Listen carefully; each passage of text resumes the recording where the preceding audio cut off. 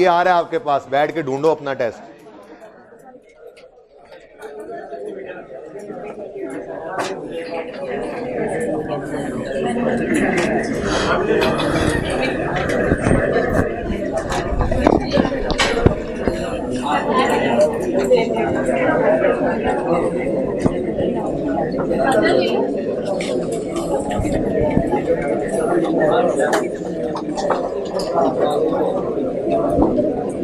हमारा आईडी क्या है एजाज? 14 एब्सेंट है। ये इसकी गलती नहीं है, इसमें देखो इसकी अटेंडेंस है तो फिर ढूंढो। हाँ ढूंढ लेंगे, तुमने जो तीर मारा उन्हें वैसे ही पता है, तभी तो तुम इतना चीख रहे हो कि टेस्ट मिला नहीं तुम्हारा, वरना तुम्हारी आवाज नहीं निकलती। ओके टेस्ट ओपन करें, और टेस्ट में कुछ नहीं था जालमो, सवाल को पढ़ा करो। कितनी बार कहा है 2 दफा सवाल पढ़ के शुरू करना है, नहीं समझ आया तो जरूरी नहीं है कि 2 दफा पे रोकना है, तीसरी बार पढ़ सकते थे, चौथी बार पढ़ सकते थे। एक बार सवाल की समझ आ जाती तो 20 नंबर के सवाल को 20 मिनट में आपने कर लेना था। ठीक है भाई, बांट लो ना साथ। टेस्ट कितने बच्चों के पास नहीं है इस वक्त? टेस्ट एक्सेस में नहीं है, वो हाथ खड़ा करें। चलें एक्सेस में तो सबकी है, आप हाथ खड़ा करें जिनके पास नहीं है, पहुंचा दें जी इनको। 2nd रो 4th रो यहाँ पे सबके पास है। ठीक है ओके अच्छा जी, सबसे पहले तो जरा रिक्वायरमेंट को एड्रेस कर लें। क्या करेंगे? रिक्वायरमेंट को एड्रेस करेंगे प्लीज। मैंने 20 मिनट के अंदर अंदर ये क्वेश्चन डिस्कस करना है, इसलिए प्लीज आप सबकी तवज्जो चाहिए, पूरी की पूरी तवज्जो। रिक्वायरमेंट एड्रेस कराएं पहले। एडजस्टेड कैश बुक कह रहा है जी, बना दो।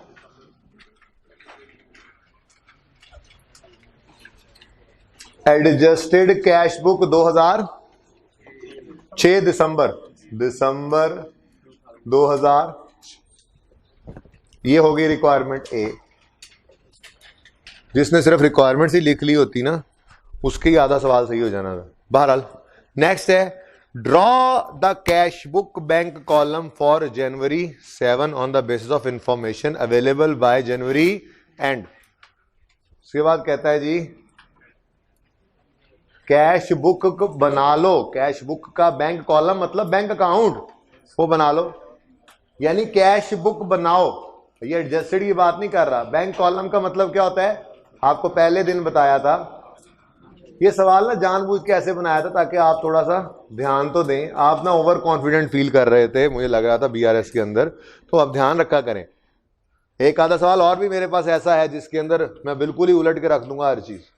क्या करूंगा, आपको बीआरएस बना के दे दूंगा, हो सकता है आपसे कहूंगी आप कैश बुक बना दो, तो ऐसा भी हो सकता है। इसलिए ज्यादा ओवर कॉन्फिडेंट नहीं होना कभी भी, अल्लाह से मांगते रहना है, डरते रहना है। होना इसमें भी कुछ नहीं था अगर ध्यान से इस सवाल को करते। अभी देखते हैं 20 में से 13-14 नंबर तो खामखा आ जाने थे। बहरहाल कैश बुक बैंक कॉलम ये किस मंथ के बारे में कह रहा है जी? जनवरी 2007। अच्छा, उसके बाद ये रिक्वायरमेंट हो गई बी। उसके बाद रिक्वायरमेंट सी को एनसर्कल कर लो, एंड पे देखते हैं। उसके बाद रिक्वायरमेंट डी है adjusted cash book for the month of,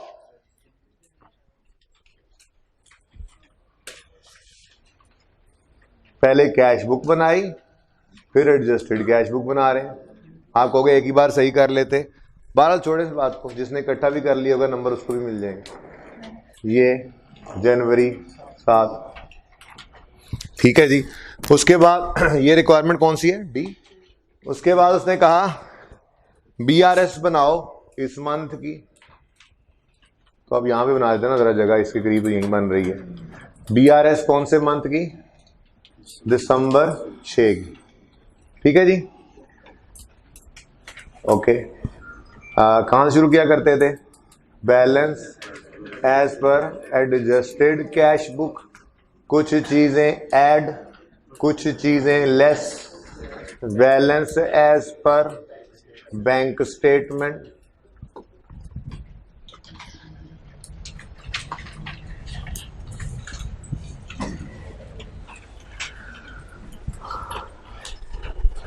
और इसकी BRS इसी के साथ बना लो, ये भी रिक्वायरमेंट ई ही चल रही है। BRS जनवरी 2007 की शुरू हुआ करती है। BRS हमेशा balance as per adjusted cash book add, उसके बाद कुछ चीज़ें लेस और balance as per bank statement पे हम पहुंच जाया करते थे।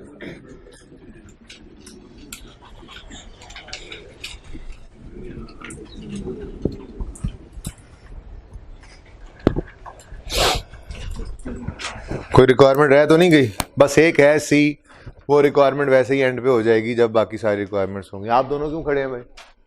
ये क्यों खड़े हैं भाई? सब कोने वाले? अच्छा जी, बैठ जाएं फिर, साथ हो जाएं। एजाज इधर आके बैठो। अभी बोले ना तुम अगर क्लास के दौरान, तो फिर देखना दिल तो करता है तुम्हारी जुबान के ऊपर ना कोई रबर बैंड चढ़ा दिया जाए, जैसे बच्चों को सजाएं नहीं दी जाती थी छोटी प्रेप 1 2 में, ऐसी को सजा दी जाए।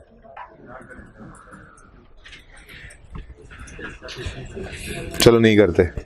अच्छा जी, अब सवाल को जरा गो थ्रू करते हैं, ठीक है। सवाल में कहता है 31 दिसंबर 6 पे Akeel's cash book showed cash balance of 1500, bank overdraft of 26,725। ये कैश बैलेंस ऑफ 1500 के आगे छोटा सा ब्रैकेट में लिखें इग्नोर। कैश बुक का बैंक कॉलम बनाना था, कैश बुक के कैश कॉलम की बात तो किसी ने नहीं की, कैश का अकाउंट बनाने का तो किसी ने नहीं कहा था, तो ये 1500 बिस्मिल्लाह ही इग्नोर से करनी थी, ठीक है।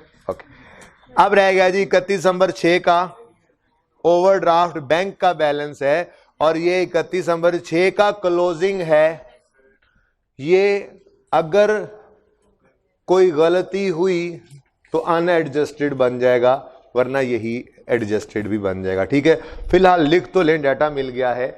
देखो दिसंबर का डाटा मेरे पास अवेलेबल नहीं था कि मैं कैश बुक बनाता, ओपनिंग डेट पे इतने पैसे थे पड़े हुए, इतने पैसे आए, इतने गए, और क्लोजिंग ये है। उसने क्लोजिंग बैलेंस बता दिया, ठीक है। पर जनवरी के महीने का ओपनिंग भी गिवन था, इस साल की इंफॉर्मेशन भी गिवन थी, क्लोजिंग तक खुद पहुंचना था। खैर से बहरहाल अनएडजस्टेड, जरा इधर कर लें भाई साहब, जरा इधर हो गया भाई साहब, जरा इधर आ जाए। ओके, अनएडजस्टेड कैरी डाउन, मैंने सिर्फ क्यों लिख दिया जी? हाँ जी, ओडी ओवरड्राफ्ट है, और ये 31 दिसंबर 6 की कैश बुक का। अगर पूरे सवाल को पढ़ने के बाद कोई ऐसी एडजस्टमेंट ना निकली कि इस बैलेंस को गलत कहे, तो मैं इसी को एडजस्टेड लिख दूंगा, कोई मसला नहीं है, ठीक है ना। मैंने जैसे ही आपको इसलिए लिखवा दिया कि अभी आगे चल रहे हैं, तो ये ना हो कि ये मिस हो जाए। ओके, सही हो गया। आगे कहता है during January the following transactions took place. Cash sales हुई, क्रेडिट सेल्स हुई, कलेक्शंस हुई, पेमेंट्स हुई, ये हुआ वो हुआ, पूरा 2007 अवेलेबल है। इसीलिए उसने कहा था रिक्वायरमेंट बी के अंदर draw the cash book for January 7। अब मुझे नहीं पता, इस वक्त तक मुझे नहीं पता कि कैश बुक के अंदर कोई एडजस्टमेंट होगी पिछले साल के बैलेंस में होगी, तो वो एडजस्टमेंट के बाद बैलेंस कहीं पॉजिटिव ना हो जाए, कहीं नेगेटिव ना हो जाए। वो एडजस्टमेंट जब आएगी, जब तक मैं सारा सवाल पढ़ नहीं लेता, मैं फिलहाल ओपनिंग नहीं लिखता। क्या ख्याल है? वो ओपनिंग किसी भी तरफ आ सकता है। जब वो क्लोजिंग सही कर लूंगा, अगर कोई एडजस्टमेंट आई तो यही क्लोजिंग, इसको उठा के यहां पे ओपनिंग लिखूंगा, बाकी ट्रांजेक्शन तो कर सकता हूं ना, फिलहाल ओपनिंग का नहीं पता अभी। चलें आगे। अच्छा, अब इस 1 नंबर से लेके 12 नंबर, 13 नंबर, 14 नंबर, 15, जितनी भी एडजस्टमेंट्स हैं, इन सब में हमने ये देखना है कि कौन सी एडजस्टमेंट हमने कैश बुक में करनी है। 7 की जनवरी कह लें, 7 6 को छोड़ें, दिसंबर और जनवरी, ठीक है ना। तो जनवरी की कैश बुक के अंदर क्या कुछ आना है, तो नंबर 1 है कैश सेल्स हुई 30,000 वर डिपॉजिटेड इन बैंक। क्या एंट्री बनती है? बैंक डेबिट, कैश क्रेडिट कह लो, ठीक है। तो बैंक तो हुआ डेबिट, कितने से? 30,000 से, और यहां पे आपने लिखा कैश सेल्स लिख लो या कैश लिख लो। लिखने का क्या है, 30,000 डेबिट साइड बैलेंस। कितने जने ये लिखा? आप कह रहे हैं हम परेशान हैं, ठीक है, तो ये नंबर मिलना शुरू हो चुके हैं, ठीक है, आप खुद देखेंगे, जवाब आना जरूरी नहीं होता।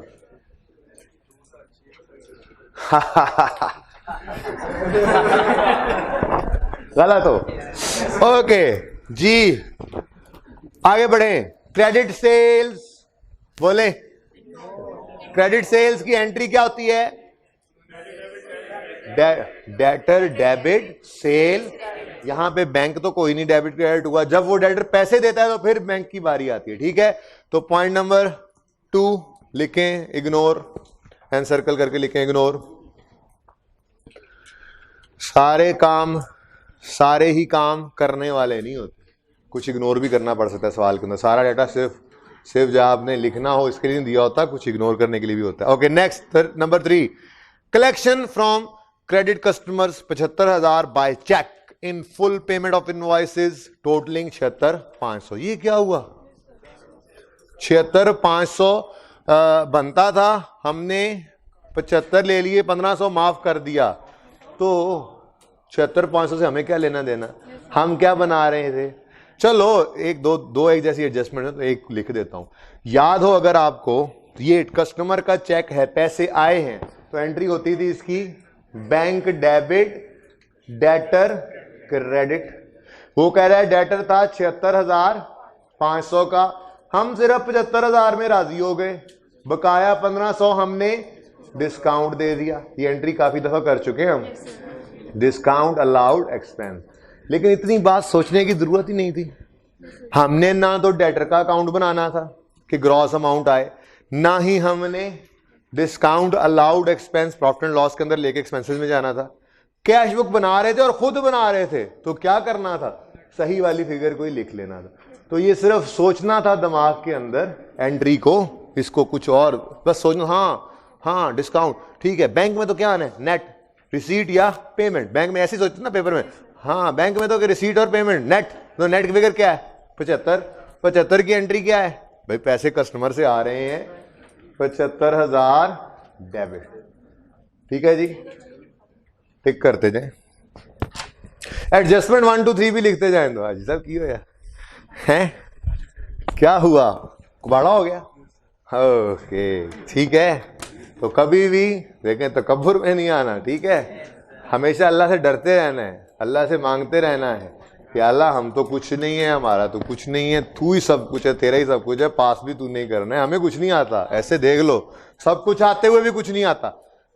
तो ये कह रहे थे जी, बच्चों ने आगे बाहर मुझे लड़ना शुरू कर दिया, कहते हैं जी ये तो BRS का टेस्ट ही नहीं था, BRS का सवाल ही नहीं था, आपके सामने है। एक बात भी इधर से निकाल के नहीं दिखा सकते आप, जो पढ़ाया हुआ सब वही था, कोई ये नहीं कह सकेगा कि पढ़ाया नहीं हुआ।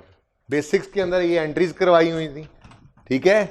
मैंने तो आपको बिल्कुल एक एक चीज के ऊपर एक एक लेक्चर लगा हुआ है, मैंने बड़ी तफसील से बातें समझाई हुई हैं।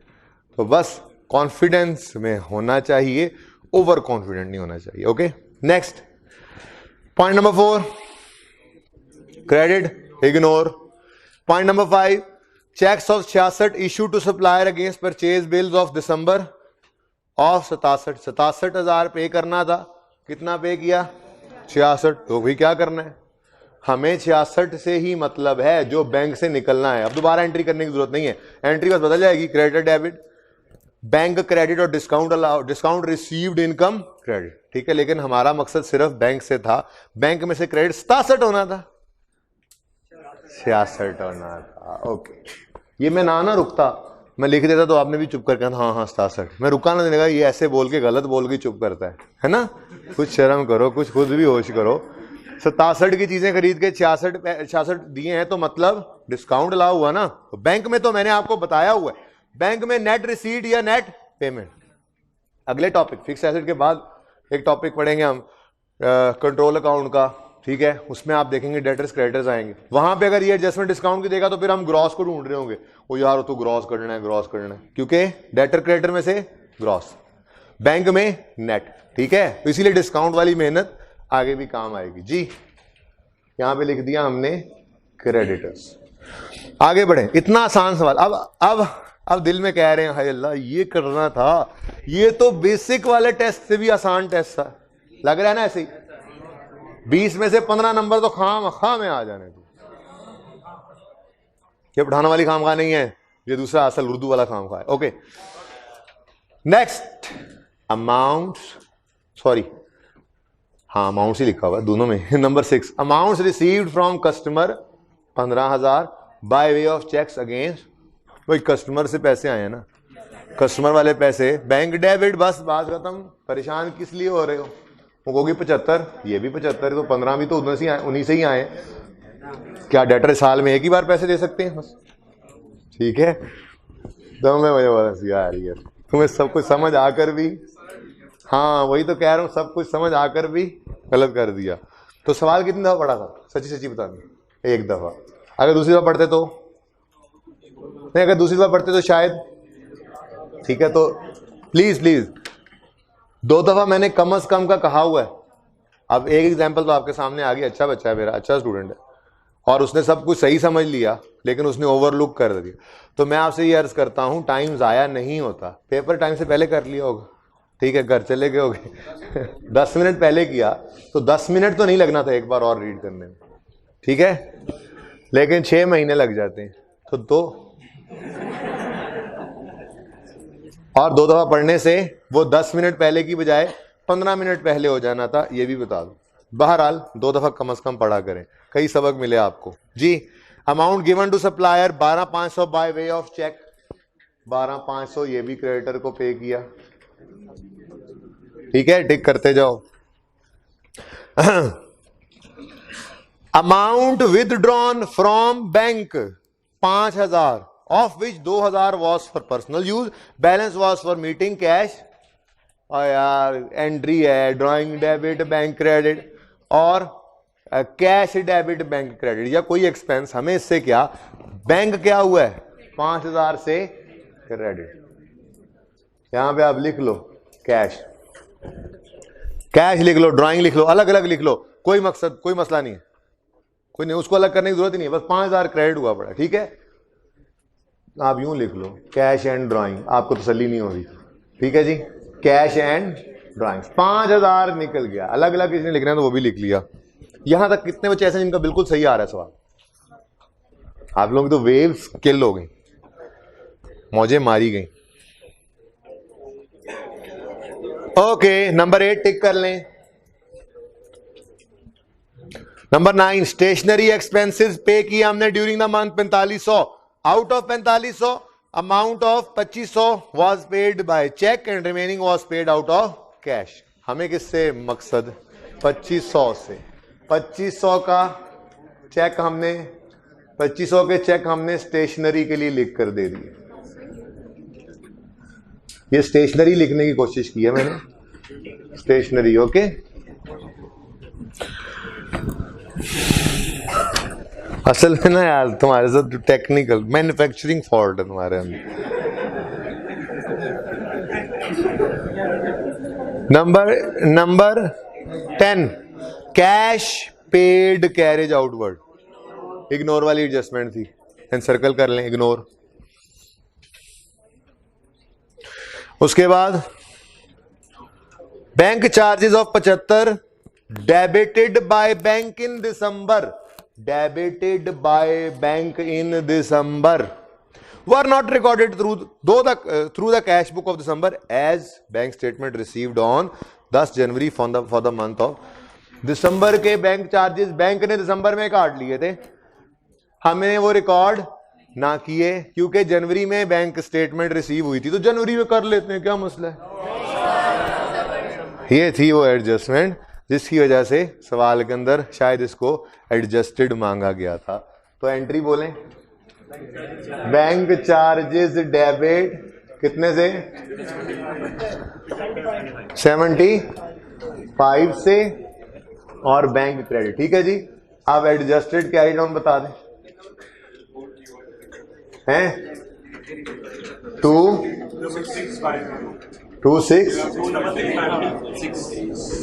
75 इसमें ऐड करो ना यार, पता नहीं कौन लोग हैं, वैसे आप कह रहे हैं क्लोजिंग क्यों लिख दिया अभी, और कोई एडजस्टमेंट नहीं है, आप रुक जाएं, ठीक है, और कोई एडजस्टमेंट नहीं थी सवाल में, बहरहाल आप रुक जाएं, अभी ना करें क्लोजिंग, सवाल खत्म कर लें। पॉइंट नंबर 10 तक टिक कर लिया जी, ओके। क्या नहीं, इग्नोर लिस्ट में क्यों ये आएगा, कब इग्नोर किया हमने, नहीं, उसने क्या लिखा है, list the transaction have no treatment in cash book of, हाँ लिख सकते हो, जबरदस्ती है तुमने किया ज्यादा, ओके चलें। हाँ, नंबर 11 है, on 10 February Aqeel received statement for January, underline कर लो, ये क्या है, बैंक स्टेटमेंट जनवरी की, जनवरी की कैश बुक हमारे सामने तैयार है, तकरीबन जनवरी की बैंक स्टेटमेंट भी आ गई है, बहरहाल इसको बाद में देखते हैं, पहले जरा मुझे ये बताओ, जरा अगले पॉइंट्स पढ़ ही लेते हैं ताकि पता लग जाए कि उसमें कोई और एडजस्टमेंट नहीं है, मैं इसको यहां पे तो लिख सकूं, ओके। नंबर 12 ये जो है ये बैंक स्टेटमेंट है, इसको बाद में देखते हैं।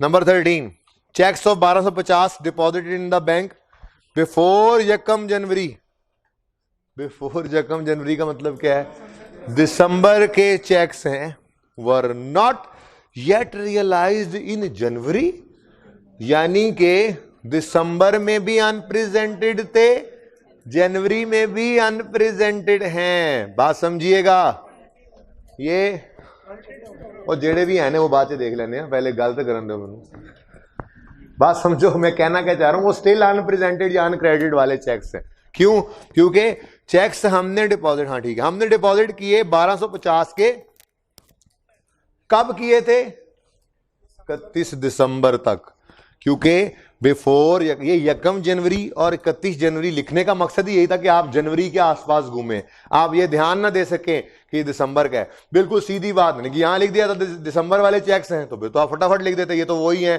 तो दिसंबर में भी अनप्रेजेंटेड थे तो जनवरी में भी अनप्रेजेंटेड है, तो इसीलिए दिसंबर का लफ्ज हटाया गया, डेट के ऊपर गौर करें आप, बिफोर यकम जनवरी का मतलब 31 दिसंबर, ठीक है, और नॉट येट रियलाइज बाय 31 दिसंबर, 31 जनवरी का मतलब अभी भी अनप्रेजेंटेड या अनक्रेडिटेड है, ठीक है, बात समझ रहे हो, तो इसका मतलब ये है कौन से जी, हमने डिपॉजिट किए चेक, हम अपना चेक डिपॉजिट नहीं करते होते, अपना चेक इशू करते होते हैं, वो बंदे अपने बैंकों में डिपॉजिट करते हैं, ये हमने चेक डिपॉजिट किया, तो ये डेटर वाला चेक है, डेबिटेड नॉट क्रेडिटेड बाय, हम यहां पर क्या किया करते थे, अनक्रेडिटेड चेक्स को लेस करते थे, अब इधर देखो ये अनक्रेडिटेड चेक्स लेस हुआ करते हैं, हमेशा ही लेस होते हैं ये तो अनक्रेडिटेड चेक्स, इधर देखो दिसंबर में, मैं यकम जनवरी बिफोर यकम जनवरी नहीं, अंडरलाइन करो ना,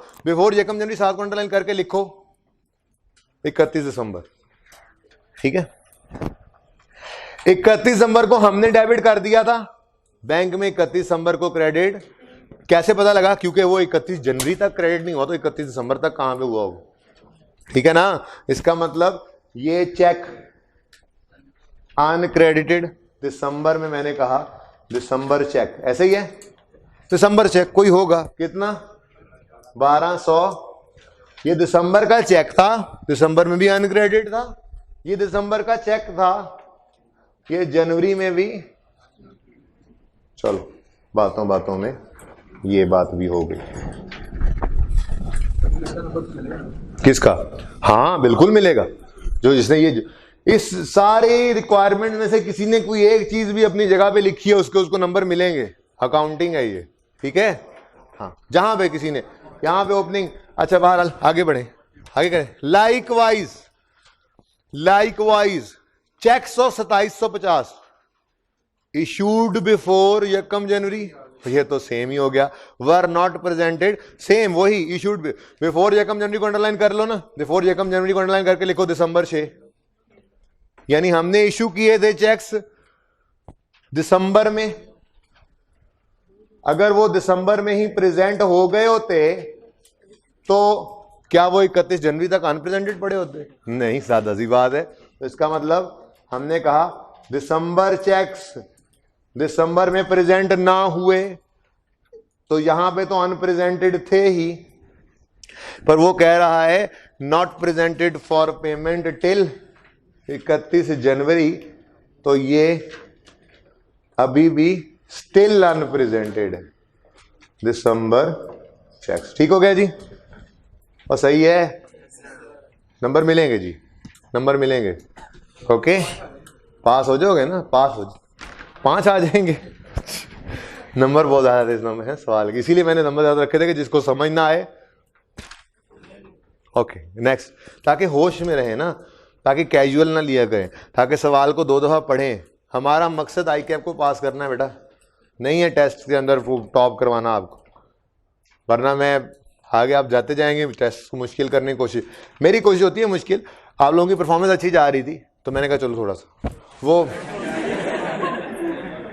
क्योंकि पिछली दफा तक ये जितने टेस्ट आपको जिस तरह के टेस्ट दिए, इनमें बच्चे परेशान हो लेते थे थोड़ा बहुत, आप नहीं हो रहे थे परेशान। मैंने कहा चलो ठीक है, थोड़ा सा परेशान भी कर लें। देखें हमने वो क्या कहते हैं ना, तैयारी करनी है तो डरते डरते डरते कर रही होने तैयारी, और करते करते भी डर रहा होने, ठीक है ना, सही है। चले समझ आ जाएंगी ये बातें इंशाल्लाह, पहली बार भी पास करोगे ना तो सारी बातें याद आएंगी। अच्छा आगे बढ़ें, आगे ना बढ़ें, पीछे वापस आए। अच्छा जी ये देखें, दिसंबर क्लोजिंग, जनवरी का ओपनिंग बनेगा, केड़े पास से आएगा? हाँ ये अनएडजस्टेड नहीं है, now this is brought down, क्योंकि वो तो दिसंबर क्लोज हो गया, ये जनवरी जी 26,800, ये आप कह सकते हो रिक्वायरमेंट ए से आया। Okay now everything is ticked, कुछ बचा नहीं है वैसे। अब चेक कर लेते हैं, ये ना हो, आपको पता है 2 तरह की चीजें हुआ करती हैं, कुछ चीजें जो कैश बुक में हो, बैंक स्टेटमेंट में ना हो, हम उनको बीआरएस में लिखते थे। कुछ चीजें ऐसी भी होती थी जो बैंक स्टेटमेंट में हो और कैश बुक में ना और सही हो, हम उन्हें कैश बुक में रिकॉर्ड भी करते थे। ठीक है, तो चलो टिकिंग करते हैं। अब हमारे पास बैंक स्टेटमेंट थी और कैश बुक थी जनवरी की, टिकिंग कितने बच्चों ने की? ओके कम से कम होते जा रहे हैं, 5-6 बच्चे रह गए आप मेरे पास। ठीक है जी, चले टिकिंग भी की थी। हाँ मेरे दोस्त तुमने क्या किया, तुम तो इंशाल्लाह जिंदगी में 2 दफा सवाल पढ़ा करोगे। एक आदत बना लो। मैंने आपको शायद ये नहीं बताया, हमारे उस्ताद मोहतरम अल्लाह उनकी ज़िंदगी में बरकत दे, अभी भी हैं, पढ़ाते हैं, फाइनल के उस्तादों में से बहुत बड़े उस्ताद हैं। नाम फिर पूछ लेना किसी वक्त अकेले में। आप सुने मेरी बात, सुने मकसद की बात सुने। वो हमें कहा करते थे कि सवाल को 3 दफा पढ़ने से पहले पर्चे में बॉल पॉइंट को लिखने के लिए हाथ मत लगाना। और हम भी कहा करते थे वहां बैठ के, यार इन्हों नहीं पता लगता, पता नहीं पुराने पेपर पास के उस वक्त तो सीए होता, ये आसान था, हम भी कहते थे ये बात। ठीक है, लेकिन जब ये काम किया तो उसकी इफादियत का पता चला। आपको तो मैंने वैसे ही डिस्काउंट दिया हुआ है 1 दफा का, कि मैंने कहा चलो फाइनल पे जाएंगे तो 3 दफा पढ़ा लेंगे सवाल, यहाँ पे 2 दफा भी काफी है। आप 2 दफा भी ना पढ़े तो फिर इस तरह से होगा। तो ये लम्हा फिक्रिया है आपके लिए। ओके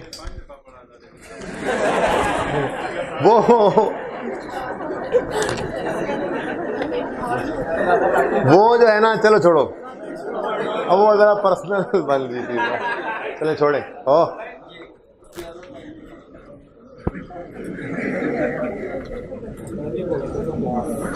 तुम्हें लगा कि तुम छुप जाओगे जी। बैंक स्टेटमेंट 7 जनवरी 7 की हमारे पास मौजूद है, कैश बुक जनवरी 7 की हमारे पास मौजूद है। कई बच्चे मुस्कुरा के मुझे देख रहे हैं कि है तू किता की, कुछ भी नहीं किया था मैंने, कुछ भी नहीं किया था, कुछ भी नहीं था, आप लोगों ने ही ध्यान नहीं दिया। ओके बहरहाल टिकिंग की बारी आ चुकी है, लाल मार्कर निकल चुका है। और इधर देखें, और ओपनिंग की बात करें, ओपनिंग की बात करें तो ओपनिंग इधर देखें, ओपनिंग हमारे पास बल्कि ये नहीं, क्लोजिंग हो इस बैंक स्टेटमेंट को ओपनिंग है ना, 31 दिसंबर 6 का क्लोजिंग ही, 1 जनवरी 7 का ओपनिंग है ना, उसके साथ डेट भी लिखी हुई है 31 दिसंबर 6। अब बैंक स्टेटमेंट का बैलेंस बता रहे हैं 6250 नॉर्मल है, जबकि हमारा बैलेंस आ रहा है 26800 एब नॉर्मल। अब पहले यही वाली बीआरएस बना लेते हैं। ठीक है, 26,800। ऐसी तरह चेक तो करो, आता है? चेक तो करो।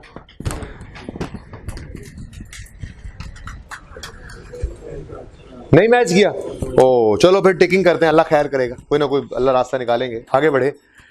ओके, डिपॉजिट्स रियलाइज्ड, इधर देखो, डिपॉजिट्स रियलाइज्ड 30,000, ये जो हमने डिपॉजिट किया ऐसा ही है, टिक कर लो। कस्टमर्स चेक्स, जनवरी की बैंक स्टेटमेंट है, दिसंबर का चेक नजर आ रहा है, तो ये कौन सा है? ये वो चेक है जो दिसंबर में प्रेजेंट या क्रेडिट नहीं हुआ था। इसका मतलब इस साल के अपने चेक्स भी थे। हाँ, दोनों में से कोई एक हो सकता है यार। दिसंबर चेक्स वो जो जनवरी में प्रेजेंट हो गए, और दिसंबर चेक्स वो प्रेजेंट या क्रेडिट हो गए, और दिसंबर चेक्स वो जो नहीं हुए वो अगली बीआरएस में भी आ गए, और जो हो गए हैं वो अगली बीआरएस में नजर नहीं आ रहे थे। चलें, अब कस्टमर्स चेक्स हैं तो अनक्रेडिटेड है कितना जी? 2500। ओके चलें, 8500 तो 85,000 तो है जनवरी का ही, बाद में देखते हैं, यहां से दूसरे भी ढूंढ ही लो ताकि फिर एक बार तसल्ली हो जाए जी। उसके बाद चेक्स इशूड बिफोर यकम जनवरी कितने हैं? 34,050 नजर आ रहे हैं? बोलो 34,050, ये यकम जनवरी से पहले इशू हुए, तो मतलब दिसंबर में इशू हुए थे, इशू दिसंबर में हुए थे, प्रेजेंट जनवरी में हुए, तो ये कौन से हैं? अनप्रेजेंटेड। 34,050, ठीक है जी। तो ये 34,050 को अंडरलाइन, इसको सर्कल करके लिख लो, दिसंबर अनप्रेजेंटेड, दिसंबर यूपी, और ऊपर 2500 को भी एनसर्कल करके लिख लो, दिसंबर यूसी। ठीक है, ओके हो गया, डन हो गया। अब जरा चेक करो, जरा चेक करो, अब शायद हो गया हो कहाँ, क्यों अब क्यों नो यार, करो तो सही है।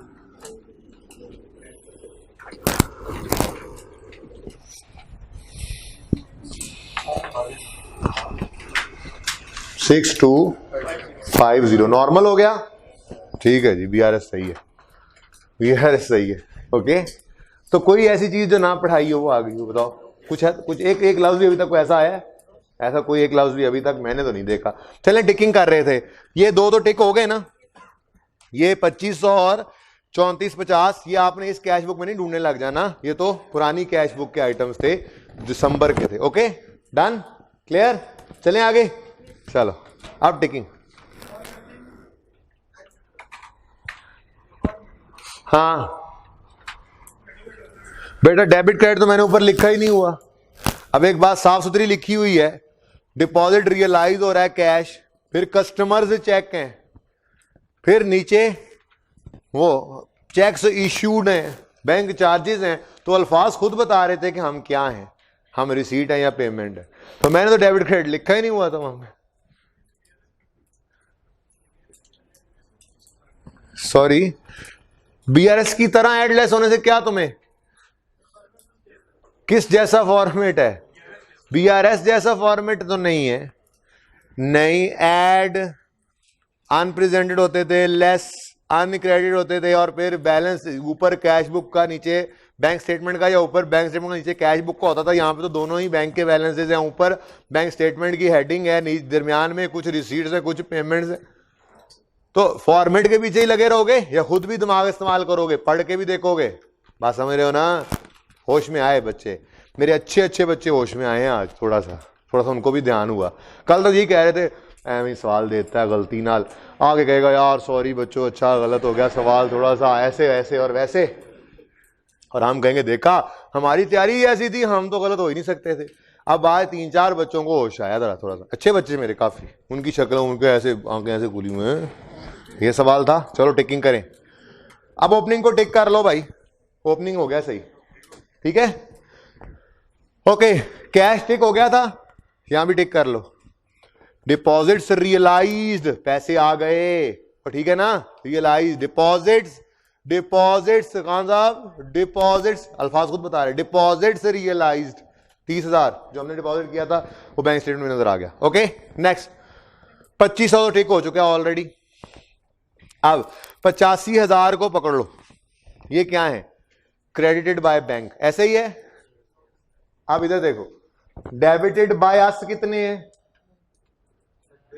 90, क्रेडिटेड बाय बैंक कितने हैं, 85, तो कितने अनक्रेडिटेड है, ये लो जनवरी, ये क्या किया मैंने, समझ आई बात की, शॉर्टकट ही हो गया, ये लो 85, सॉरी इनका टोटल कितना है 90,000, डेबिटेड बाय अस कितने हैं, हाँ फॉर्मेट ऐसे ही बस कॉन्सेप्ट दिया है मैंने, तो आज तक कभी रट्टा लगवाया नहीं आपको, तो मेरे साथ ज्यादती है कि आप कॉन्सेप्ट को लेने की बजाय फॉर्मेट आप याद कर रहे हैं। आप कहें जी चेक से चेक तो मैच ही नहीं हुआ, भाई अक्ल से तो मैच कर लेते थोड़ा सा, टोटल कितने डेबिट किए हैं आपने टोटल, अब यहां पे कौन सा अकेला अकेला चेक है, ये भी तो डेटर्स के चेक्स थे, पता नहीं कितने थे, ठीक है, तो डेटर्स के कई चेक्स हैं, तो जब पहले ही कई इकट्ठे हैं तो फिर मजीद इकट्ठे कर लो, 90 टोटल डेबिटेड बाय अस, यहां पे आपने लिखा जी, जी बेटा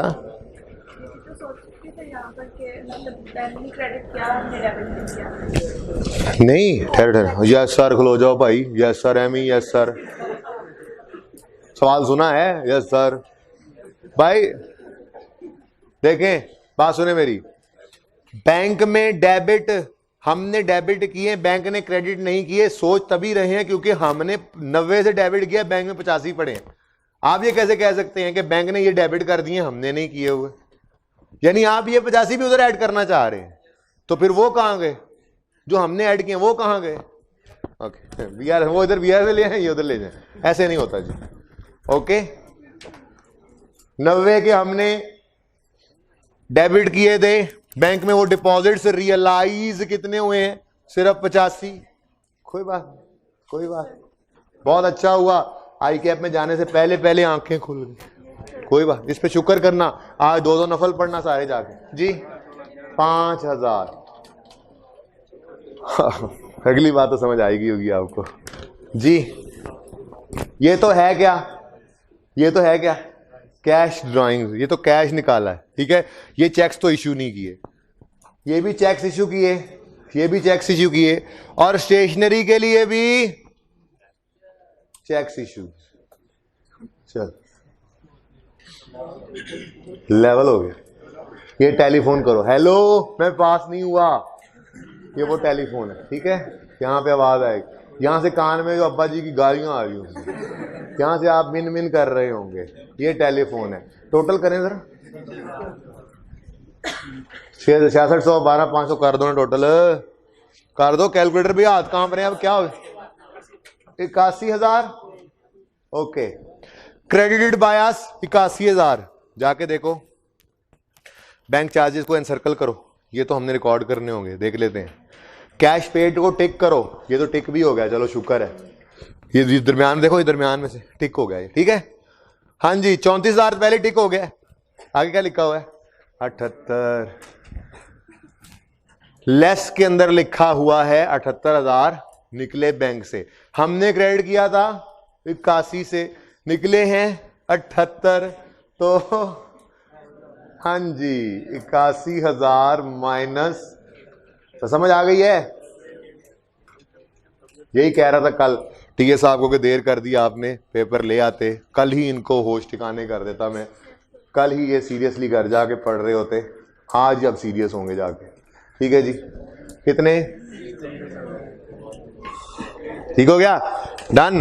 अब एक चीज अभी भी रहती है, बैंक चार्जेस जनवरी की बैंक स्टेटमेंट में नजर आ रहे हैं, जनवरी की कैश बुक में नजर, अब इसके दो तरीके हैं, एक इसको क्लोजिंग निकालो और इसको यहां पर अनएडजस्टेड कह के एडजस्ट करो, ये शायद इस वजह से आप कह सकते हैं सही कि ये रिक्वायरमेंट थी, लेकिन मैं अगर आपकी जगह होता तो मैं भी इसकी बजाय यहीं पर बैंक चार्जेस लिखता, तो कितने बच्चों ने बैंक चार्जेस यहीं पर लिख लिए थे, ओके, ओके ठीक है साहब, आपने देखना है, असल में ये काम आपका है अब, ठीक है। हाथ खड़ा करें। बैंक चार्जेस डायरेक्ट यहाँ रिकॉर्ड कर लिए, ओके।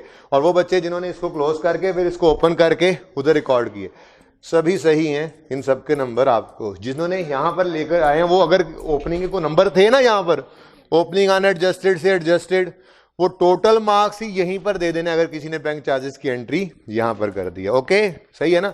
मैं अपनी बात कर रहा हूँ, मैंने ओरिजिनल सवाल जो आज से शायद हमने साल 1.5 साल पहले शायद बनाया था, उस वक्त जब बना था तो ऐसे बन गया। उसके बाद ही एहसास हुआ था कि यार इससे बेहतर ये ना ही लिखते, तो मैंने सोचा नहीं, लिखा रहने देना चाहिए, बच्चे को बता देंगे, दोनों ही ठीक है। ओके सही है ना। चलें, तो बैंक चार्जेस की एंट्री मैं यहाँ पे कर देता हूँ। बैंक चार्जेस डेबिट कितने 200, बैंक क्रेडिट जी। बैलेंस किस तरफ आ रहा है, इधर ही। वाह, यानी हम चले थे अब नॉर्मल और हो गए नॉर्मल। कर लो दोबारा कर लो यार, मैं लड़ते क्यों भाईजान, दोबारा कर लो कैलकुलेशन, कुछ नहीं होना यार, जो भी है लड़ते क्यों हो मुझे बता दो। 7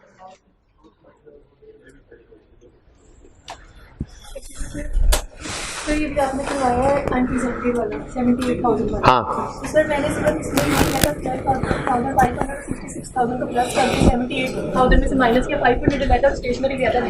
कोई बात नहीं, सही है, सही है, वो भी सही है, वो भी सही है। आपने अनप्रेजेंटेड, सुने प्लीज एक मिनट, आपने यहाँ पर 3,000, ये वाला 3,000 नहीं लिखा ना टोटल, ठीक है, 2500 इसमें से निकल गया, तो फिर 500 यहाँ पे आया और 2500 अलावा, ठीक है, वही बिल्कुल ठीक है।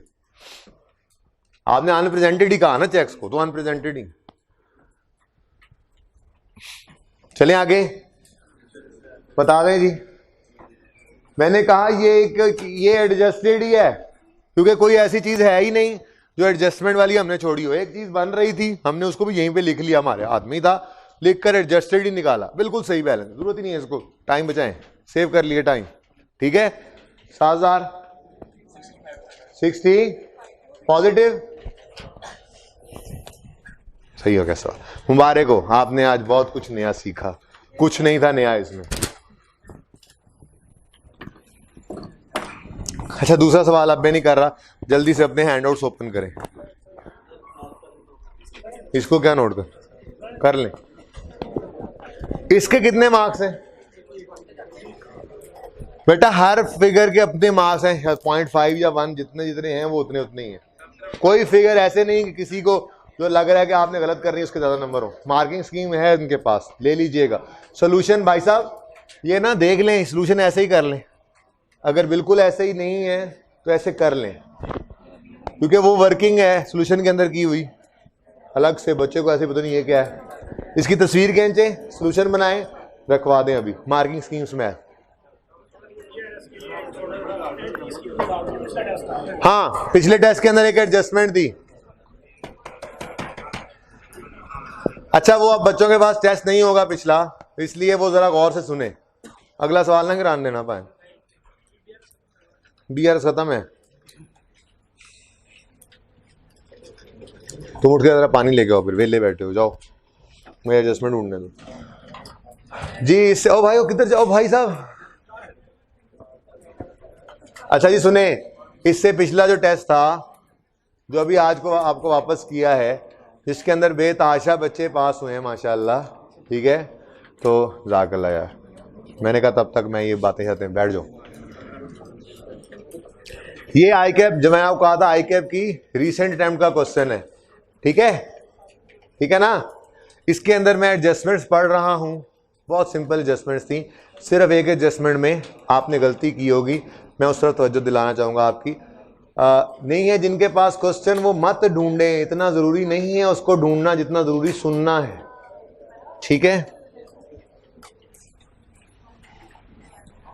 क्वेश्चन है, lambda establishment is preparing BRS on 30 जून 19, बस ध्यान से सुनना है जो बात सुनाऊं, हमारा मंथ है 30 जून 19, ठीक है। In this respect following information is available, cash book showed an OD balance of इतना। रिक्वायरमेंट थी एडजस्टेड कैश बुक बनाओ और बीआरएस बनाओ, ठीक है, सही है। अच्छा,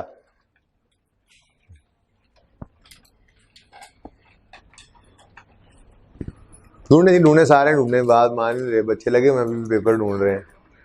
मैं कहता रहा हूं, मैं समझाऊंगा सुनाऊंगा सारी बात। 30 जून 19 हमारा मंथ एंड है। इस दिन कैश बुक का ओडी बैलेंस नजर आ रहा है। आप कहां लिखोगे? कैश अनएडजस्टेड कैश बुक में ओवरड्राफ्ट साइड, ठीक है। सवाल शुरू हो गया ना। उसके बाद cheques outstanding at 30 June amounted to 1250 included a cheque dated 8 December, हमारा साल है 30 जून, ठीक है, 8 दिसंबर 18, हमारा मंथ है 30 जून 19। वो चेक जो इसमें शामिल है वो 8 दिसंबर 18 का है, तो वो तो 8 जून 18 पे क्या हो जाना है? आपने इसको टाइम बार ही किया होगा और आपने इसका रिवर्सल भी किया होगा और आपने इसको इंक्लूडेड है तो माइनस भी किया होगा। बिल्कुल सही किया, बिल्कुल सही किया, इसमें कोई मसला नहीं है। Okay, next, a cheque of 150, इसमें सिर्फ मसला था। A cheque of 150 dated 20 June mailed to a supplier on 10 July. जी देखें, चेक की डेट तो 20 जून है और हमारा मंथ भी जून है। ये घर जाके जब पढ़ेंगे ना, सेकंड पॉइंट में सेकंड बुलेट होगा, ठीक है। हमारा मंथ है जून 2019 और चेक की डेट है 20 जून 19, ठीक है। तो हमारे मंथ की डेट तो बनती है, लेकिन हमने सप्लायर को मेल कब किया है? जुलाई में। तो जब भाई एज ए एंट्री करके रखी जाओ उसको अनप्रेजेंटेड कही जाओ, ये तो कोई तुक नहीं बनती। 150 चेक इशू करके अपने पास ही रख लो, किसी क्रेडिटर को दो ही ना, और फिर आप कहो ये अनप्रेजेंटेड है, तो बैंक वाले आपका सर फाड़ देंगे, आगे कहेंगे ये क्या ड्रामा है। फिर किसी को दोगे तो वो प्रेजेंट करेगा, चेक अपनी दराज में रख के कह रहे हो अनप्रेजेंटेड अनप्रेजेंटेड अनप्रेजेंटेड, वो गया नहीं, तुम चेक दोगे तो जाएगा ना। अनप्रेजेंटेड के स्टेटस पे जाने के लिए जरूरी था कि क्रेडिटर को चेक इशू किया जाता, तो चेक इशूड नहीं है, लिख के अपनी दराज में रखा हुआ है 30 जून पे, इसलिए आप इसको नहीं कहेंगे कि ये पोस्ट डेटेड वगैरह की मतलब ये होना चाहिए था, ठीक है। अब इंक्लूडेड का मतलब क्या है कि हमने इसको एंटर किया होगा तो अनप्रेजेंटेड बना ना, तो इसको क्या करोगे? रिवर्स। इसको क्या करोगे? बिल्कुल जो बच्चे ने यहां से आवाज दी थी शायद कि ये तो पोस्ट डेटेड है, बिल्कुल पोस्ट डेटेड वाला ट्रीटमेंट ही बन रहा है। कंफ्यूजन क्या था? डेट हमारे मंथ की पड़ी हुई है, लेकिन हम कह रहे हैं पोस्ट डेटेड। तो भाई पोस्ट डेटेड क्यों है? क्योंकि अभी हमने इश्यू नहीं किया था, सिर्फ लिख के अपने पास रखा हुआ था। तो इसका क्या करना था? रिवर्सल, और इसको आउटस्टैंडिंग में से भी, ये अनप्रेजेंटेड में से भी क्या कर देना था? माइनस कर देना था, ठीक है जी। अगला पॉइंट तो कुछ नहीं था, ठीक है। चेक है 391, सप्लायर को इशू किया, कैश बुक में 319 रिकॉर्ड कर लिया। चेक था कस्टमर से आया 670 का, बैंक बुक में रिकॉर्ड ही नहीं हुआ, वगैरह वगैरह, बैंक एडवाइस थी। बहुत आसान सवाल था, सिवाय इस एक पॉइंट का कोई मसला होने वाला नहीं था, और ये आईक्यूब का क्वेश्चन था, मेरा क्वेश्चन नहीं था, ठीक है जी। मेरा क्वेश्चन तो आपने देख लिया, ओके। ये हमारे एक दोस्त ने बनाया था, अभी वो हमारे साथ नहीं होते, उन्होंने ये सवाल बनाया था, बड़ा अच्छा सवाल था, ठीक है, तो इसलिए उसको बदला नहीं, ओके।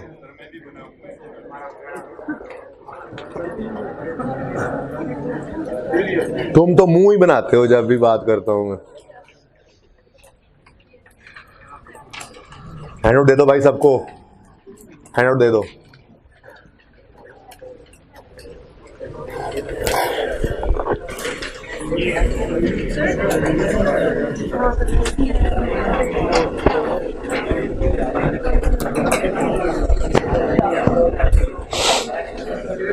कितने बच्चों को लगता है पास हो जाएंगे? 5-10 बच्चे निकले आज, ओके जी। सॉरी,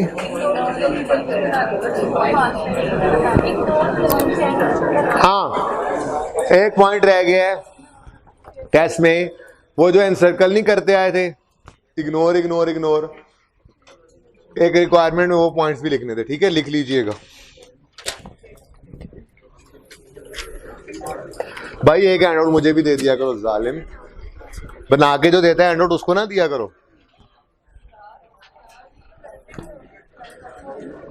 ओके, लेक्चर 8 जो था बेसिकली वो 7 एंड 8 था, ऐसे ही है, कर लें उसको, खुद सोच लें मैं कितने दिन लगाने का सोचता हूं और आप कितने दिन लगा देते हैं। देखें कल वाले लेक्चर एंड आउट के ऊपर लिख लें 7 के साथ एंड 8, उसमें कोई सवाल रह तो नहीं गया था, होमवर्क में था एक सवाल, उसका आंसर दिखा दे कोई एक बच्चा मुझे, सवाल का सलूशन ये है 5।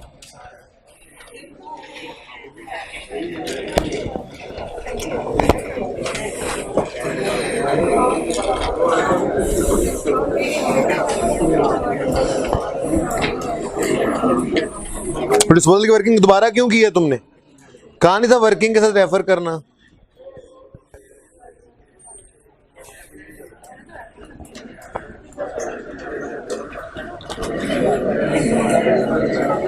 ओके जी, सुने आंसर सही है।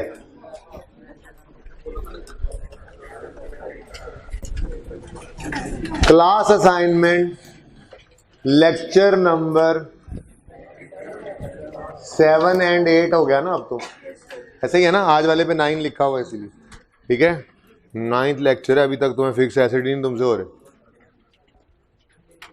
इसमें क्वेश्चन नंबर 5 आपका होमवर्क था, इसका आंसर है, ये आंसर लिख लें, ये मैं बना बिल्कुल नहीं रहा आपके सामने इस सवाल को, घर पे जाके फिर ट्राई करें जिनका ये आंसर ना निकले। एसिड अकाउंट कैरी डाउन है 3,40,000 और एक्यूमुलेटेड, वो तो सही होता है, एक्यूमुलेशन अकाउंट का कैरी डाउन है 154936। कितने बच्चों का यही आंसर है? काफी है, 50% है। बाकी इस आंसर को लिखें, घर पे जाके दोबारा कोशिश फरमाएं, क्या गलती की इसको देखें। ओके, लेक्चर 9 ओपन करें।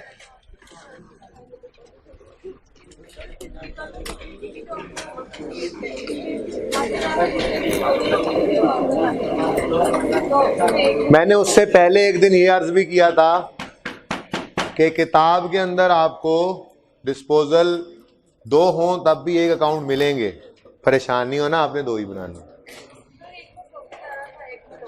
जी, इसीलिए मैं कहा अलग बनाए। अगर इकट्ठा बनेगा तो नेट फिगर आएगी, मैं नहीं चाहता था कि नेट फिगर आए, मैं ये चाहता था कि हर एक एसिड का गेन लॉस अलग अलग नजर आए। तो आपने अलग ही रखना है और हमेशा ही अलग रखना है, अभी सिखाते सिखाते अलग किया, हमेशा ही अलग रखना है। ओके जी, अच्छा जी, अब आपके सामने लेक्चर 9 है। इस लेक्चर 9 के अंदर बहुत ही अच्छा सवाल है 1। अच्छा क्यों कह रहा हूं, इसके ऊपर डेट देखें, 1 अक्टूबर 13 को ये साल शुरू हो रहा है। नीचे रिक्वायरमेंट में देखें 30 सितंबर 14 पे ये साल, तो साल 12 महीने का ही है, कैलेंडर ईयर से हिला हुआ है। तो ये सवाल इंशाल्लाह कल डिस्कस करूंगा आप लोगों के साथ, होपफुली ये करवाऊंगा भी सही। इसके साथ लिखें होमवर्क। ये वैसे था क्लास वर्क, क्लास वर्क कैसे था, मैंने फिर भी नहीं करना था, आप लोगों ने करना था ये, तो कल करके आइएगा। मैंने पहले 5 मिनट के अंदर ये टाइम देना है बच्चों को जिन्होंने जल्दी जल्दी कर लेना है। ओके, बहरहाल डिस्पोजल है through under straight line method. अच्छा, वही क्यों स्किप किया, आज एक नई चीज की बुनियाद डालना चाह रहा था, ठीक है।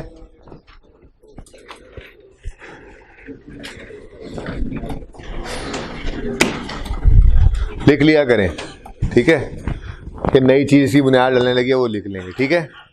वैसे तो मेरे हैंडआउट्स पे लिखा हुआ है, वो क्या है, एक्सचेंज ऑफ, कहानी सुन ले, कहानी आपको डाल लूं, कहानी समझ आ गई तो फिर सब कुछ समझ आ जाएगा, ठीक है। पहले तो ये बताएं कि हम पढ़ क्या रहे थे, अच्छा भला डिस्पोजल। डिस्पोजल का मतलब होता है एसिड का हमसे जुदा हो जाना, चले जाना बिजनेस से। एसिड बिजनेस में आया था एडिशन, एसिड बिजनेस से गया, डिस्पोजल। अब ये जाना कई तरीके से हो सकता है।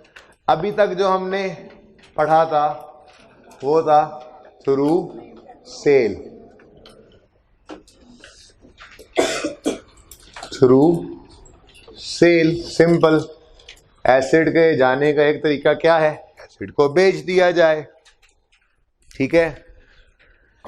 एक तरीका होगा जो आने वाले दिनों में किसी वक्त भी पढ़ लेंगे, वो इतना मुश्किल नहीं है कि उसको अलग से कहीं एड्रेस करूं, natural disaster, disposal through natural disaster.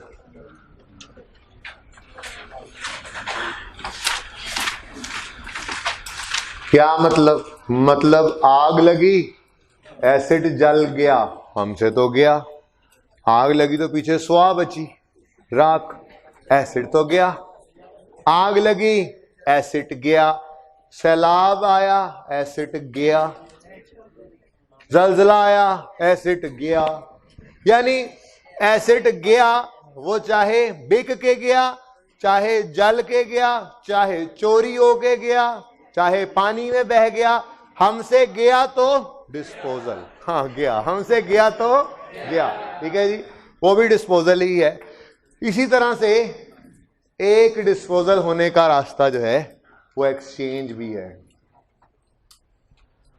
Exchange, disposal through exchange, और ये बहुत सिंपल है, आप रोजमर्रा जिंदगी के अंदर इसको अप्लाई भी करते रहते हैं। आप अपने पुराने एसिड्स को जाकर एक्सचेंज करके उसके बदले नए एसिड्स ले लेते हैं, और जो नए एसिड की कीमत होती है उससे कुछ कम पे कर रहे होते हैं। ऐसे ही करते हैं ना। मिसाल के तौर पे आपके जेब में एक मोबाइल था, ठीक है जी, उस मोबाइल की कीमत जो थी वो 15 रुपए थी, ठीक है, हंसने की जरूरत नहीं है, सिफरें अपनी मर्जी से लगा लेना, ठीक है। अब ये मोबाइल आप कुछ अरसा इस्तेमाल कर चुके थे, तो ये 3 रुपए डेप्रीशिएट होके आपकी किताबों में इसकी बुक वैल्यू WDV नजर आ रही थी 12 रुपए, ठीक है। आप चले गए हफीज सेंटर, और आपने हफीज सेंटर में एक दुकान पे जाकर दराज के अंदर, वो रैक के अंदर, ठीक है, डिस्प्ले के अंदर एक मोबाइल देखा, तो आपने दुकानदार से इशारा किया, आपने कहा मुझे वो मोबाइल चाहिए। उसने कहा इस मोबाइल की कॉस्ट है 50 रुपए, ज्यादा होगी आपकी औकात से बाहर,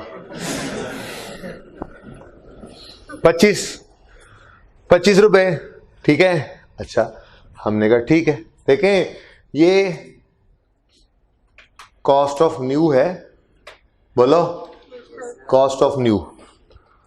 ये ना एक कोई मैंगो मैन भी आए ना, आम आदमी भी आए, ठीक है, तो देहाती आदमी भी आए, तो भी एक्सचेंज की ट्रांजैक्शन को समझ सकता है। आपको इसके लिए अकाउंटेंट होना जरूरी नहीं है। जो डिस्पोजल के स्टेप्स लिखवाए हैं ना, स्टेप्स बस वही हैं, अकाउंटिंग हम वहां पे कर लेंगे, चुप कर जाएं, अकाउंटिंग हम वहीं पे कर लेंगे स्टेप्स के अंदर, ठीक है। ये जो साइंस है ये एक मैंगो मैन भी समझ सकता है, ठीक है। बात समझिएगा कैसे। दुकान में जाएगा कोई बंदा, वो देख के गएगा मोबाइल को, ये चाहिए मोबाइल, दुकानदार कहेगा ये 25 रुपए का।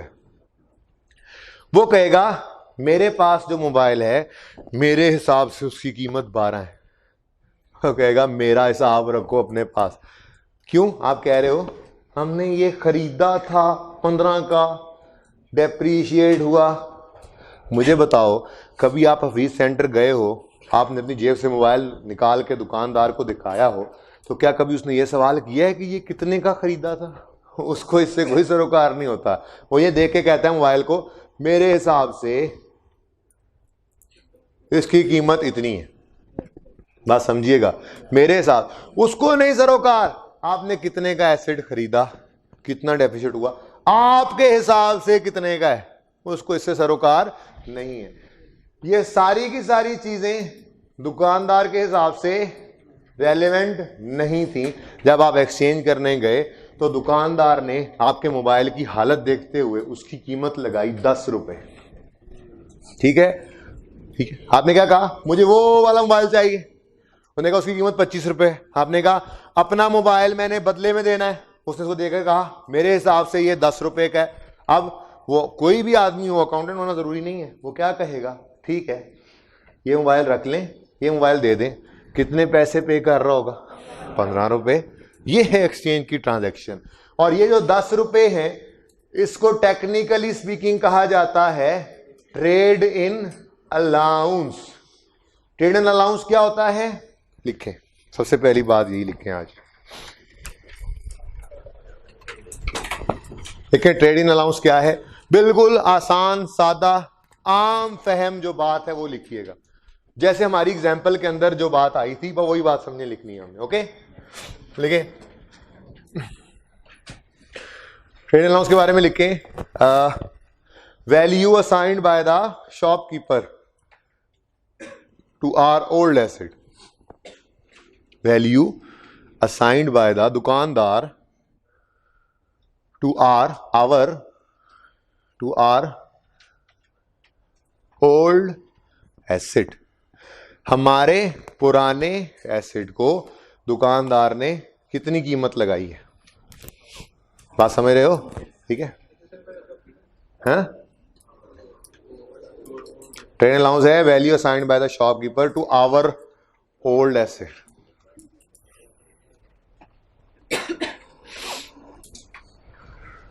सही है। अच्छा अभी तो देखो इसी सवाल की इसी सवाल की एंट्रीज कर डालते हैं। भाई दुकानदार के हिसाब से ये रेलेवेंट नहीं था, अब इतने जोर का कांटा नहीं लगा लेना, ठीक है। ये चीजें हमारे हिसाब से तो रेलेवेंट थी। क्यों, हमारे हिसाब से हमारे एसेट अकाउंट में पुराने मोबाइल की कितनी कॉस्ट पड़ी थी, 15, और हमारे एक्यूमुलेशन अकाउंट में इसकी एक्यूमुलेशन कितनी पड़ी थी, 3। अब ट्रांजैक्शन हो रही है एक्सचेंज की, ट्रांजैक्शन हो रही है एक्सचेंज की, ठीक है। जरा ध्यान करना, काम होने लगा है। मैं जर्नल एंट्री कर रहा हूं, मैंने जर्नल एंट्री की थी कल डिस्पोजल की थी जी। चलो थोड़ी देर के लिए अज्यूम करते हैं एक्सचेंज है ही नहीं, नए एसेट को भूल जाओ, ठीक है, नए एसेट को भूल जाओ, ओके। और पुराने एसेट के बारे में देखो, हमारे हिसाब से पुराने एसेट की वैल्यू कितनी है, 12। दुकान में बेचने गए तो उसने, अब अगर वो मार्चा ना मारते बेचने भी जाते तो उसने ये 10 ही लगाना था ना, कीमत 10 लगाई है, वो 10 रुपए निकाल के 10 से दे देता, ऐसा ही है। तो एक्सचेंज नहीं है, समझो डिस्पोजल है, समझो डिस्पोजल है। तो आप क्या करते हैं, step 1 we will credit the asset account with 15। Step 2 we will debit the accumulation account with 3, ठीक है। कर भी लेते हैं, मिटा देंगे फिर क्या मसला है। एसेट अकाउंट को मोबाइल अकाउंट को मोबाइल की कॉस्ट से क्रेडिट करते थे, ऐसे ही है 15। एक्यूमुलेटेड डेप्रीसिएशन अकाउंट को हम 3 रुपए से डेबिट करेंगे। स्टेप 3 कैश आ रहा है, कितना, कैश रिकॉर्ड करेंगे, कितना, 10। छोड़ो इसको सब कुछ छोड़ो, एंट्री छोड़ो। 12 वाली चीज के कौन दुकानदार कितने पैसे दे रहा है, आपके हिसाब से 12 वाली चीज है, दुकानदार कितने पैसे दे रहा है, तो आपको नफा हो रहा है नुकसान हो रहा है, 2 रुपए। आपके भी बैलेंसिंग फिगर इसी तरफ भी आ रही है, प्रॉफिट एंड लॉस डेबिट यानी नुकसान। अब ये क्या था, ये सिंपल डिस्पोजल था थ्रू सेल, ये क्या है, सिंपल डिस्पोजल। आज जरा ट्रांजैक्शन थोड़ी सी बदल गई, लेकिन मुझे आप लोगों में पूरा भरोसा है, आप ओवर कॉन्फिडेंट तो बिल्कुल नहीं है, हाँ हम तो कभी भी नहीं कहेंगे आप ओवर कॉन्फिडेंट तो बिल्कुल भी नहीं है, ठीक है, लेकिन कॉन्फिडेंट जरूर है। इसलिए आपने यहां पर एंट्री लिखी, जर्नल एंट्री किसकी आज, एक्सचेंज की, journal entry of exchange.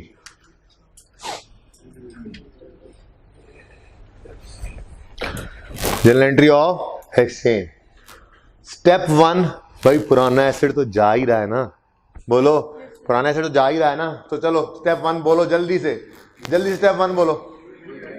We will credit the asset account with cost of asset dispose of.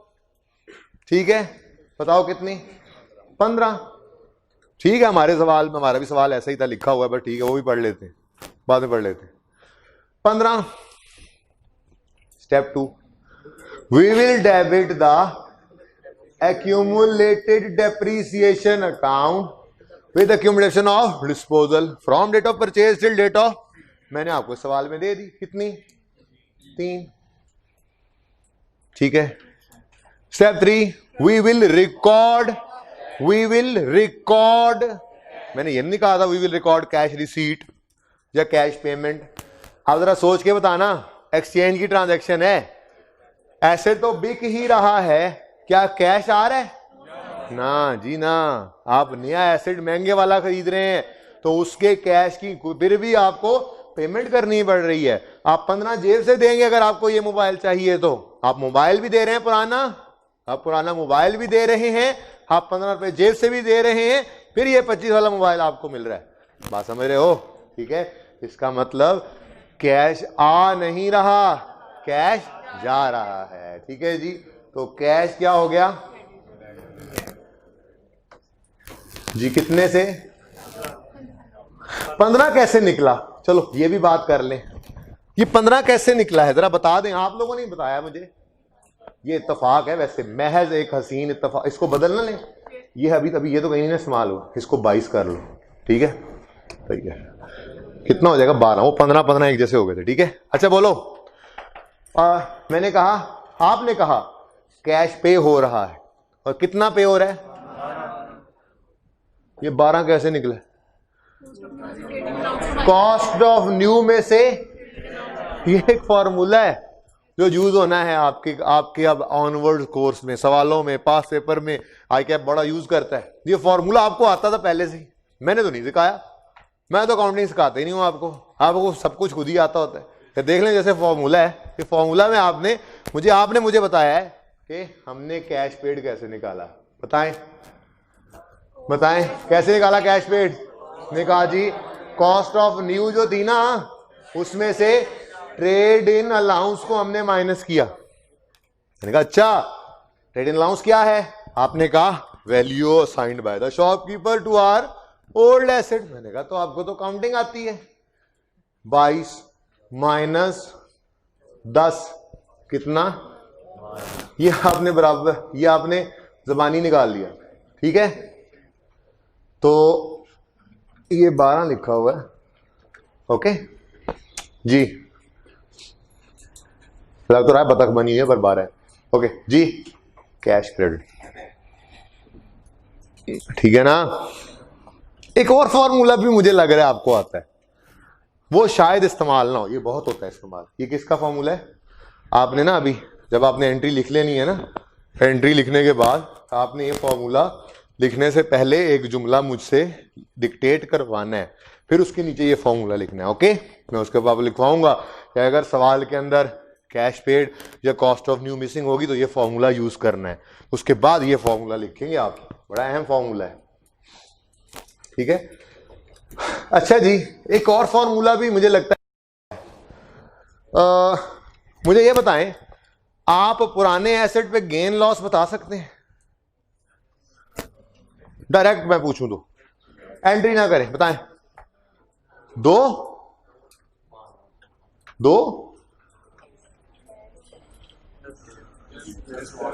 नुकसान फायदा। चलो सुने भाई, पैसे मिले या कीमत लगे, बात तो एक ही है ना। अगर सिर्फ बेचते तो पैसे आ जाते, सिर्फ बेचा नहीं, एक्सचेंज किया तो नया एसेट आया, उसके पैसे उतने ही कम दिए ना, तो एक ही बात हो गई ना। अब देखो, बुक वैल्यू हमारे हिसाब से एसेट कितने का था? ठीक है, और ट्रेड इन अलाउंस वो क्या है? वो क्या है जी? वैल्यू असाइंड बाय द, हमारे हिसाब से एक चीज थी 12 की, दुकानदार ने उसके पैसे लगाए, उसकी कीमत लगाई 10 रुपए, तो हमें गेन हुआ या लॉस?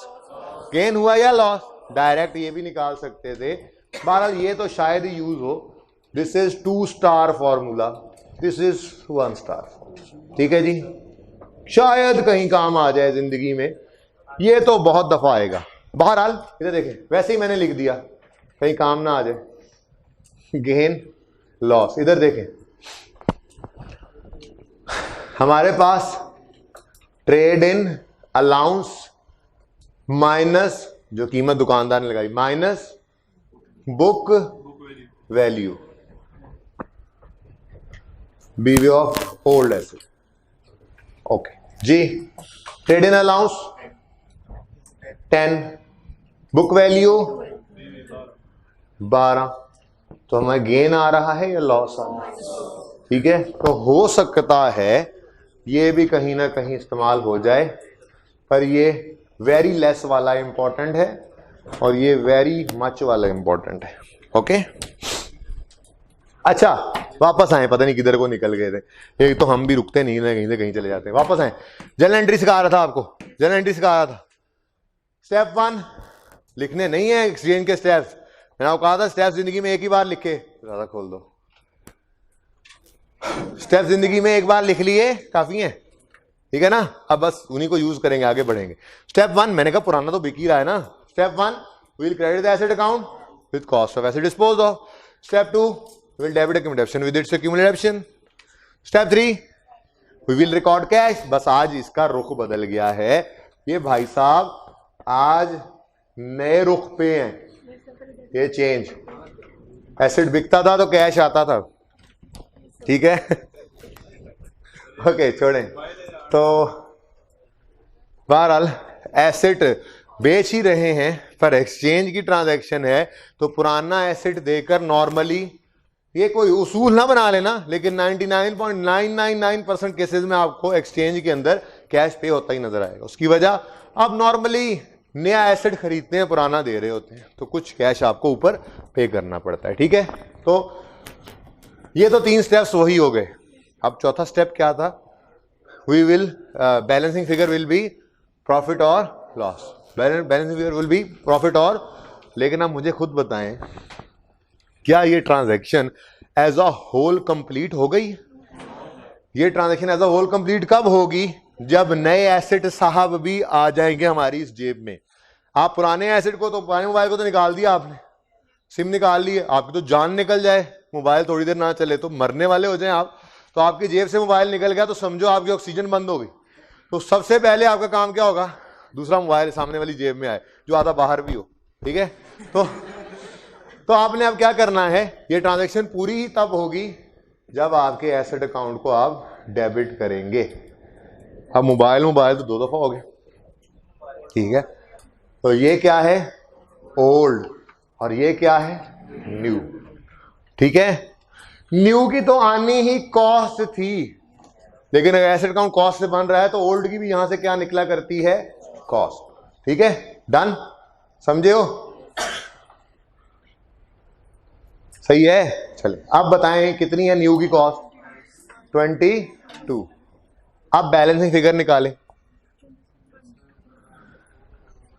ये 25 है, 27 है, 2 रुपए का नुकसान निकाला था ना, वो अभी भी वही होना है। क्या हो गया आप लोगों को?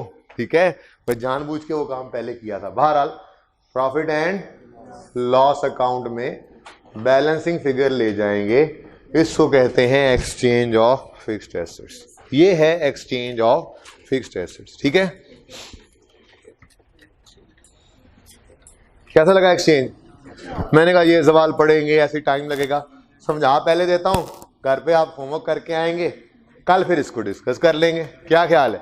अब देखें इधर, ये तो एक्सचेंज की ट्रांजैक्शन हुई, देखें स्टेप्स तो वही हैं। इधर देखें, स्टेप वन बोले we will credit the asset account with cost of asset, नहीं ना बोलो ओल्ड फिलहाल। We will debit accumulation account with its, we will record. अब यहां पर चौथा स्टेप ये लिखने लगे थे कि हमने कहा ट्रांजैक्शन पूरी नहीं हुई। ये एक्सचेंज की ट्रांजैक्शन एज अ होल पूरी कब होगी? जब नया एसेट आएगा।